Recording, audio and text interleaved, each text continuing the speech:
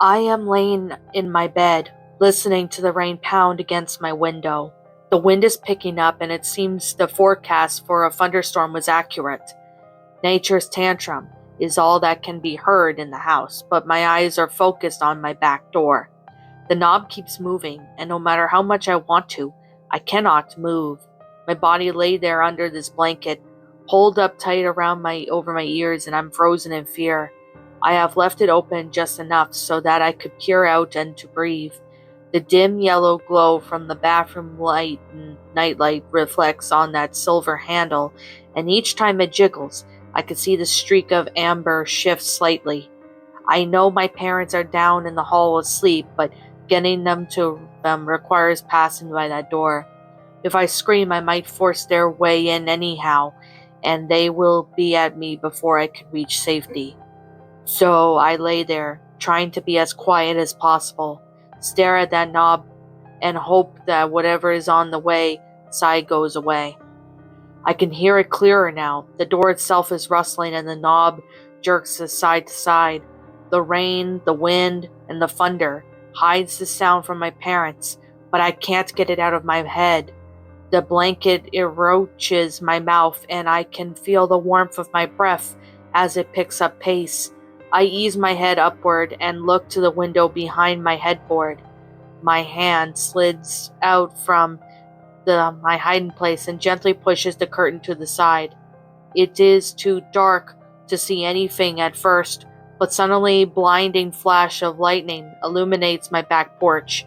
A large, dark figure grips on the other side of the door as it appears to be preparing to shove his shoulder against it. The thunder rolls out through the night, and the figure slams against the door in the way to tune it. My body jerks and my curtains fall back into place. The door is still, and so is the knob. I hope they didn't see me. The house is quiet for a moment, so I could reach up and push the curtain over once more. A featureless face presses against the window.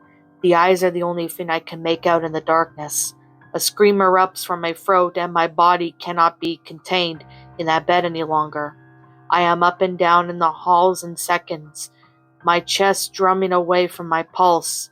I can hear the dull clinking of the doorknob being pulled from behind me as I pass through the kitchen and toward my parents' room. I shoved the door open and yelled out in the night, "There's someone in my back door!" My father leaps from his bed and bounds to the house for the house. The deadbolt turns along with the handle lock, and in moments the door is flung open into darkness. He sees nothing and reaches to press the switch. Our back porch is bathed in dim porch light, and I stand watching from the hall. Then he closes the door and locks it back before turning out the light. "There is nothing there. Now go back to bed," he says before he walked past me. I slowly maneuver my way back under the covers. My father looks back to see I am still staring at the door. I know what I saw. He can tell that I'm not convinced and sits in the hall watching the door with me until I fall asleep. I did not awake until the storm had passed and the day had forced the clouds away. I opened my curtains to let the sunlight in. At the bottom of my window is a thin, squiggly line. I lowered my head, and right at the height of my bed, I could see the words that had been left behind. "Good night, my new friend." What's up, my pretties? It's the Lion Queen here. I want to appreciate you all for tuning into this video, and I do appreciate you guys supporting my video by giving this video likes and stuff.